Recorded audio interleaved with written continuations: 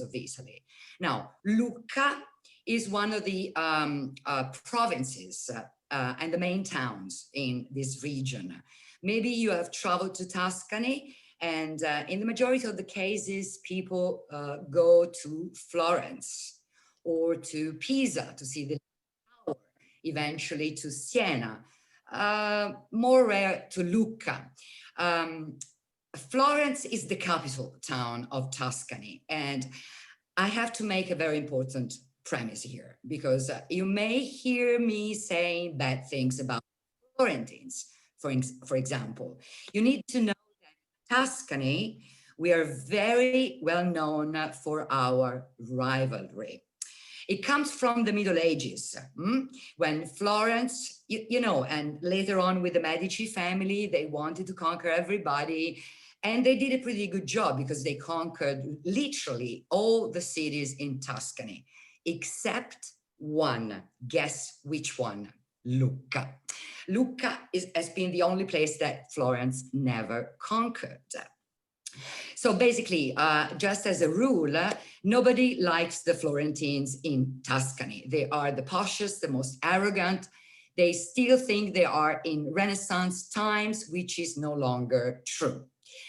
I love Lucca for various reasons. One of these is that Lucca maintained its integrity.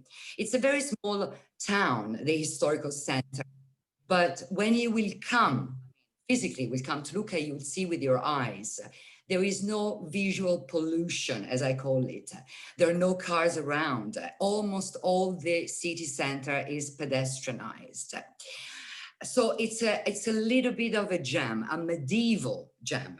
When we speak of Renaissance, you need to go to Florence, period. But Lucca is really a queen of Middle Ages. Words about the Lucasians, though, because these guys are very special. You know, Tuscan people like me and Federica, almost all of us are very open-minded, very extroverted people. We see myself, we move our hands in the air a lot. Not the Lucasians are introverted, conservative, and finally, Scrooge. You know Scrooge? They have alligators in their pockets. They don't like to spend their money. I'm saying this because I will do my best to connect what you'll see through my pictures to the characteristics I've just mentioned, okay? Are you ready to go to Lucca? Shall we go? Yes. Now tech comes. I'm not a tech girl, but let's see. Now, the first picture is this. This is an aerial view of the city center of Lucca. Now, Lucca is much more than this because we speak of 90,000 inhabitants, 9,000 living within the historical center. Now, you see the green that you see all around the historical center is the city walls. The city walls of Lucca are one of the icons of this city. And this is the first of the three features I'm going to talk about, which are unique in the world. Now, I will sound like a Florentine now, very posh, very arrogant, but it's true. I mean, there is no place in the world that I know of with all the walls around intact and with this large green space that you see around. So being conservative sometimes is a very good thing, because if the Lucasians were not conservative, they would have allowed the people to build their homes very close to the city walls. No, they always refused to do so. So now you have this big meadow in between the historical center and the modern settlement. Now, this is an aerial view that we won't see you come to Lucca, of course. Now, I don't know how to move this. Okay, so the next picture is of two ladies on top of the walls. Yes, because you can go on top of the walls of Lucca. Actually, you must do so. Otherwise, you can't say you've been to Lucca. Now, these ladies are with 2 bikes, taken on rental, something that you can do, because the city walls of Lucca on top is like a boulevard. So you can walk around it, you can ride your bicycle, but you can't do what these ladies are doing, just to be on the edge, because there is no fence nor protection. Now, imagine yourself being on top of the walls right now. What you see in the distance, not really much, right? You see the big meadow I mentioned before, you see the trees, you see the mountains in the distance. You don't see anything of the modern Lucca, and this is great. Now, this is what it looks if you were on top of the city walls. A few numbers. The city walls, as a total length, is 2.5 miles long. The walls of Lucca are thick, 84 feet at the base and 12 feet high. So it's kind of impressive when you are on top of the walls that you can walk and enjoy the view of the city center from above. The trees that you see here are part of trees that were planted to make it as a boulevard, and they were planted by a woman. I'm going to get there, but let's move on. Now, this is quite amazing. These are the walls inside, because the walls of Lucca are all hollow inside. You know, these are called the Renaissance walls, and they were built in between the 15th and the 16th century. Now, in this case, the Lucasians were not Scrooge at all, because they spent a lot of money to protect themselves. From whom? From the Florentines. But actually, the Florentines never attacked. Look, in any case, underneath the walls, as you see here, there is a whole corridor in which they would just travel around, keep their storage, and it's beautiful. A few portions of the internal walls are open to the public. Amazing, huh? Now, a big step backward, because I get to the conservative aspect of the Lucasians. What you see here is a painting of what the Roman walls of the city of Lucca were. Now, the Romans, as you might know, used to build their towns in a square way. They were like grids, with north to south roads and west to east. The 2 red lines you see here were the 2 main roads in Lucca. Now, if you look at the right corner, you see a kind of a roundish building, and you will see later in a while what it is today. But let's move on. This is a picture that Andy took in Lucca when she joined us in a fam trip 2 years ago. And I loved this photograph because, you know, this is one of the gates, Renaissance gates into the city center. So it's part of the ramparts. But please note what is written on top. In the triangular shape, there is a plaque with a Latin word, libertas, which means freedom. Lucasians always loved to be free. And actually they were for about 500 years in the past. So this is an amazing achievement. Now, question for you. You don't have to answer, of course, unless in your mind. From what I told you, I mean, Lucca had Roman walls, and I was speaking about the 2nd century after Christ. Then they had the medieval walls, and finally these walls. So the city center was completely surrounded by walls for more than 2,000 years. How can you expect these guys to be open-minded? Impossible. Okay, so just a few minutes walking from that gate that we saw, we find this square. This is the largest square in Lucca, and it's the square I like the least. Why? Because this square is not natural. I mentioned Lucca as a medieval. This is not medieval at all. It's a big square, but once upon a time in the 1800s, on this square we had the best Renaissance church, the most important historical tower in the city. But a woman came and destroyed everything to create this square in a Parisian manner. It's not the lady that you see here. This lady in this statue here was Maria Luisa. Look at her. She looks like a Christmas tree, actually. Well, Maria Luisa was from the Bourbon family of Spain, and she ruled in Lucca in the 1800s. Now, that's something for a conservative place, to be ruled by a woman on her own and a foreigner. Now, Maria Luisa did great things for Lucca, like, I just mentioned one, the aqueduct. When in the future, I hope soon, you'll come to Lucca, and maybe you will come from Florence, which, by the way, is an hour drive from there, you will see just across the highway this aqueduct. It looks like a Roman aqueduct, but it's not.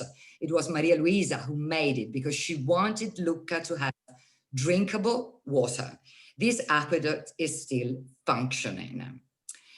But let's get back to Piazza Napoleon, the previous square that I showed you. Apart from the carousel, which is very nice, and it's almost a permanent feature of this square, the palace, the palazzo that you see here is the Ducal Palace. This little home was given to another woman who came to Lucca in the early 1800s. And she wasn't happy, because when she got there, she didn't like this dwelling. She didn't like the previous buildings I mentioned before. She wanted to transform Lucca into a little Paris. And this lady was this one. Now, look at her. I'll try to enlarge the picture. Look at her glance. Now, this lady was Elisa Bonaparte. Yes, she was one of Napoleon's sisters. And if you look at her face, you can recognize the same, whatever. I don't want to use any adjective for that. But she was as ambitious as her brother. She wanted to rule in Florence or Paris. No way. Napoleon, when he got to Lucca, thought of giving Lucca to her, and she came as a princess. Now, she was a tough lady, but thanks to the British who came in 1814, she had to escape. Otherwise, she would have destroyed Lucca, because she really wanted to make it a little Paris. Now, this is the aspect of that square that I love. In June, July, Piazza Napoleon, the Napoleon Square, becomes an outdoor theater for the Lucca Summer Festival. You see the many people. This is the same square that I showed you before, and the stage is set up in front of the Ducal Palace that I've just showed you. And on this very stage, I saw people like Tony Bennett, 4 or 5 years ago. So it's an amazing event. We had the Rolling Stones. Of course, that concert was too big, so it wasn't organized here, but outside, just by the walls of Lucca. Let's continue. A few minutes from that square, we find this church, St. Michael. Now, I have to tell you something important about Lucca, which has a nickname, Lucca, otherwise called the city of 100 churches. Now, if you remember the first picture that I showed you, the aerial view of Lucca, to cross the historical center of the historical center, it doesn't take more than 20 minutes on foot. So it's a very small place. In the medieval times, there were 84 churches within the walls. So that was an amazing number, even for Italy. Nowadays, we have about 30 and not all of them functioning. The one that you see here is one of the most important of all in Lucca. St. Michael that you see on top, and I'll show you detail in a while. is a church that was initially built in the 700s, not 17, 700s. It was very different from now. And the important thing is that by this church, they built a hospital. Now, maybe you don't know that hospitals in the very beginning were not the hospitals as we know them today. They were meant to host the pilgrims. If you think about the word hospitality or hostel, both have the same Latin root, hospice, which meant foreigner or guest. Many pilgrims got to Lucca on the Frankish road to Rome, so they needed a place where to rest and eat.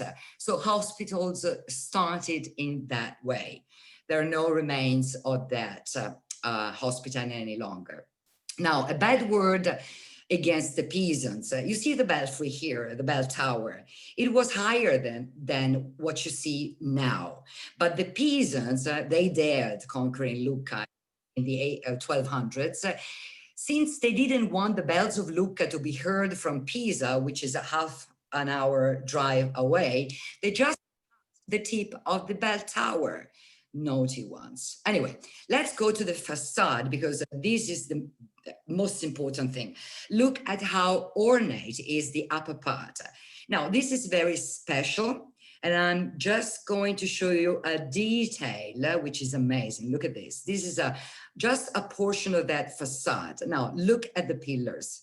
They're all different. Look at the marble inlays about the arches. This is marble. And the representations that you see here were taken from silk cloths made in Lucca. Yes, because Lucca was very famous and wealthy for silk production back in the 12th, 13th, and 1400s. So the artisans, the masters who got to St. Michael to do these got their inspiration from the silk patterns made in Lucca. And now on top of the facade, as you saw before, we have the Archangel Michael. Now, you see, this is a very beautiful iconography, defeating the dragon, which is evil. But the curiosity is about the wings. The wings of this statue, which is about 4 meters high, are made of bronze and are mobile. Yes, they don't do it anymore for safety reasons, but there was a time in which on special occasions they would go up on top and move the wings as if the archangel was flying. Now, let's change topic. You will recognize at least a few of these titles like Manon Lescaut or La Bohème or Tosca or Turandot. Yes, just 1 minute from San Michael, we have Giacomo Puccini. Look at him. Isn't he charming? I mean, this is a little square of Lucca, a very quaint little square. And Giacomo was born in the house, you see, behind the statue on the right-hand side where the poster is hanging. That's the house where Puccini was born in 1858. Now, I'm not going to tell you about Puccini unless apart a curiosity. Everybody knows his name, Giacomo Puccini, but that was not his real name. His real name was, get ready, Antonio Domenico Michele II Maria Puccini. Voila. And that's because his mother wanted to include in his name the names of his ancestors connected to music. Now, look at what he's holding in his hands. A cigar. Puccini was a very bad boy. He loved fast cars. He loved women, we know. He loved music, and he loved smoking. So I'm going to take you to this. I know there are gentlemen here. So this is the famous Toscano. It's a cigar which is made in Lucca that Puccini loved. And within the historical center, we still have the old factory. Now, this cigar is made outside in the industrial area, but the most important cigar, the biggest one called Moro, is hand rolled by hand only by women, like in Sevilla. Women are strong. And voila, we changed topic again. Now, I told you Lucca is mainly medieval, but this is the pearl of Baroque civic architecture. This is Palazzo Pfanner. And this is the back, which is the best part of it. This is a partial view of the garden of Palazzo Pfanner, which is an amazing place. You can visit it. The left wing of the palazzo is a museum, and where the right wing is inhabited by Mrs. Pfanner, the owner of this palazzo. Now, if you look at the staircase on the left-hand side, I'm going to take you inside. Look at this. It's wonderful. And it's so beautiful that this place was chosen for at least 2 films. One is a very famous Italian movie that you might not know, but the other one was an international production, and it was the portrait of a lady by Jane Campion with Nicole Kidman. If you haven't seen it, please do, and you will see the staircase of Palazzo Pfanner. Very close to Palazzo Pfanner, no wonder, another church. This is the Basilica of Lucca, San Frediano. Now, I wanted to show you this picture. You might love it or not. It's a very peculiar shape for a church. But please look at the lower part of this facade. It's very simple. I mean, if you remember St. Michael, very ornate, this is totally the opposite. And if you think about the Lucasians and what I told you about them, I mean, this is not even marble, it's limestone, and there is nothing on it. So it is connected to the peculiar psyche of the people living there. And this is, technically speaking, the real Lucasian Romanesque style. This church is very ancient. It comes from the 600s and it was transformed many times. So I'm going to take you to this. Now, remember, Lucca has at least 3 things that no other place in the world has got. The walls, as I showed you, and this is Piazza Anfiteatro. I cannot call it a square because, as you see, it's not squared at all.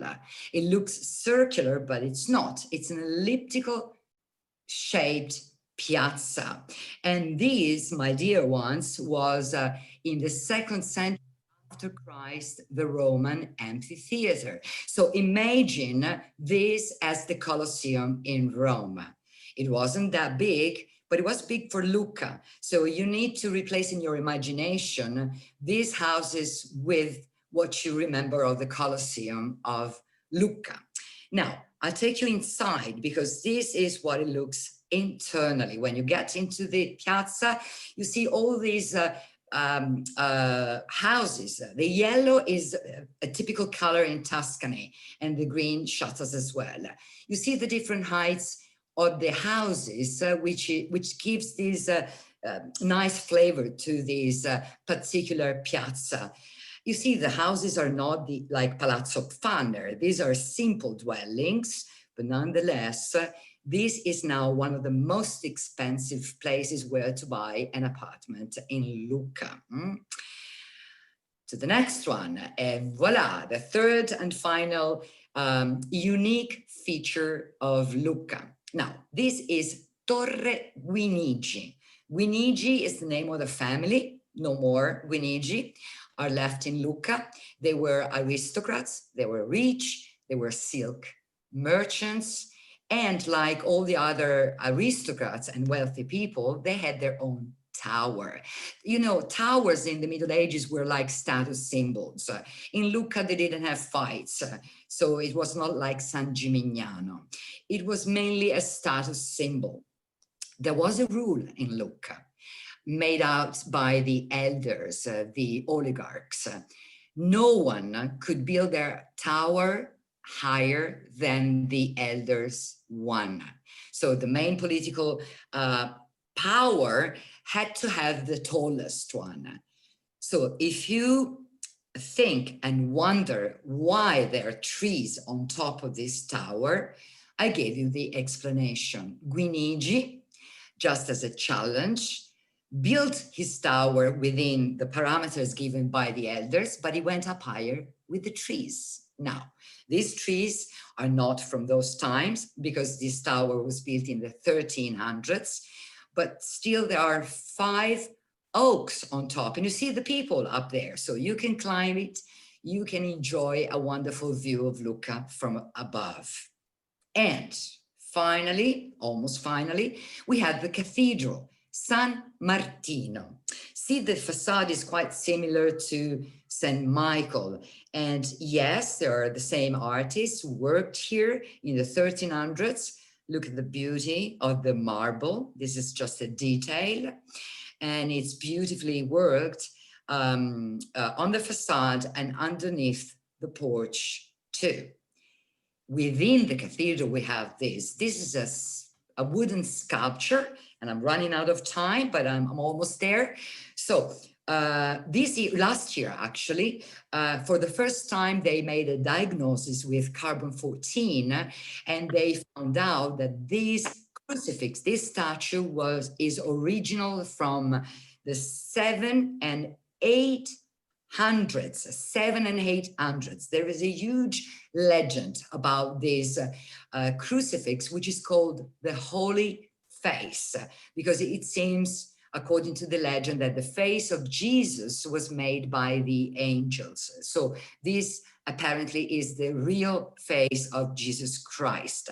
So you will get to Lucca one day, and hopefully I will tell you more about this legend, but I wanted to share this because actually this is now, according to the scientists, the oldest wooden statue in Christianity in the Western world.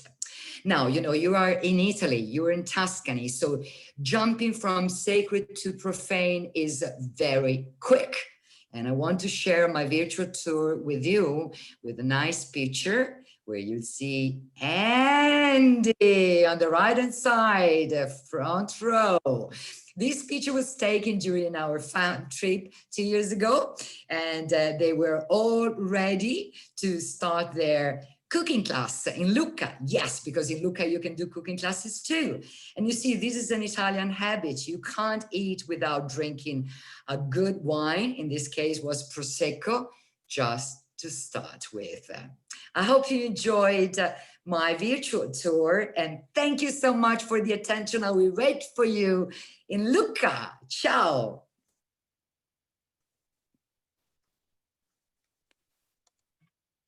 Thank you so much, Stefania. That was an incredible escape to Lucca.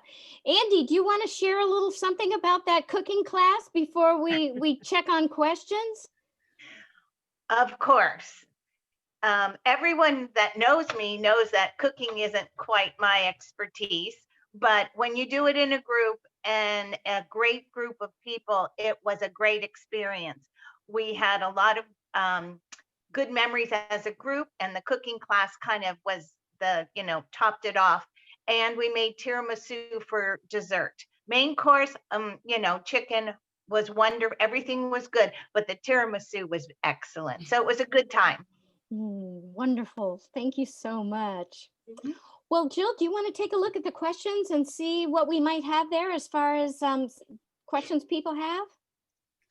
Yes, I'd be happy to. So Stefania, one of the questions that came in early on in your presentation when you were showing the walls of the city and how they're hollow, is that a place where you can guide our customers? Can they walk through that area? The internal walls, you mean? Mm-hmm. Okay, yes. So generally speaking, only a very small portion of the walls is open. Only at certain times during special events, they open longer sections, and that would be during the Lucca Comics and Games, which I hardly recommend because the city becomes very crowded. But other than that, we can see very small portions, but not length yet. Okay. Thinking about opening more and more. Okay. The next question I wanted to ask you, Stefania, is could you just remind everyone how far Lucca is from Florence? It's about an hour. So typically when we have clients in Florence, we consider an hour and 15 minutes or so to drive. We never know what they might find on. Of course. So Of usually course. it takes a day in which they can combine Lucca and Pisa to see the Leaning Tower, just a photo stop. So that is what the majority of the people do. Or they can do the guided tour in Lucca and the cooking class or whatever. We can play with that, but it's very short distance though. Okay, and perhaps for customers who may have traveled some in Italy before and they may have been to Florence and now want to stay in Lucca, that's something that you can help your Dimensions and Travel advisor create an itinerary for 2 or 3 days staying in Lucca as well. Sure, sure. Actually, there are fewer hotels because of the historical center doesn't allow new buildings. One of these has recently been restored. And I think, Federica, help me, it's a Marriott now, the Universal. I think it's a Marriott 5 stars, and it's right on Piazza Napoleon, the big square. Other than that, there is plenty of bed and or historical residences where they can sleep. And another question that came through, did the builders in Lucca use Carrara marble? Everybody in Italy, everybody use Carrara marble, not just in Lucca. When you come to Lucca, Italy, and you see white marble, that comes from Carrara. And thank you. Is in Tuscany. Actually, the mountains that you could see in one of my photographs from the walls of Lucca are those mountains. So there's still quarries there. Very good. And another question that came through, and I know there's more than one choice, is where do you fly into for a visit to Lucca? You can either fly to Florence, which is more common, but we do have another international airport, which is Pisa. Pisa is closer to Lucca, but I think that for connections, maybe Florence is better from the United States. And after all, it's an hour drive only, so easy. Very good. And if anybody has any last minute questions and you want to pop them into the chat box there, that would be great. In the meantime, I'll keep monitoring that. I certainly want to, from both Diana and myself and all of the team at Dimensions and Travel, a huge thank you to Stefania and to Federica. This was a wonderful, magical journey through Lucca today. And we are just so grateful for all this great information that you've shared with us. Diana will pop up on the screen here momentarily. Just a reminder of our contact information. Please reach out to your Dimensions and Travel advisor. They will work in conjunction with Federica and Stefania and the team to create a wonderful experience for you. I have one last question, and I think this one is very interesting because the food in the regions of Italy are very different. Is there any food, one or two specialties in Lucca that you might share with us, Stefania? Yes. Now, as we're speaking of Italy, of course, I eat pasta, but I'm a strange Italian. So tordelli lucchesi are the most famous pasta type in Lucca. Tordelli is a kind of a funny name for tortelli that you might know. So it's kind of a ravioli with meat sauce and meat filling, meat everywhere. Otherwise, there are like frantoiana soup, which is basically a vegetable soup with bread. Frantoiana comes from frantoio, which is oil mill. And of course, you can well imagine we use olive oil, extra virgin olive oil on that. Yeah? And then there is a typical dessert, which is called the bucellato. And what else? These are the main three things that are famous for Lucca. Wonderful. Grazie mille. It's been a wonderful Grazie. morning for us and evening for you. Thank you all so much. Thank you, Thank you. everyone. Grazie. Thank you. Bye-bye. Thank you, Bye. Federica. Grazie. Thank you so Bye. much. Grazie, grazie. Ciao. Thank Ciao. you. Luca. Would Ciao, love to see ciao. Grazie more. mille. Grazie, grazie a voi. Bye bye. Thank you so Bye. much, Gilda and Diana. Thank And you. Andy. Hope to Ciao. see you soon in Tuscany. I guess that's it.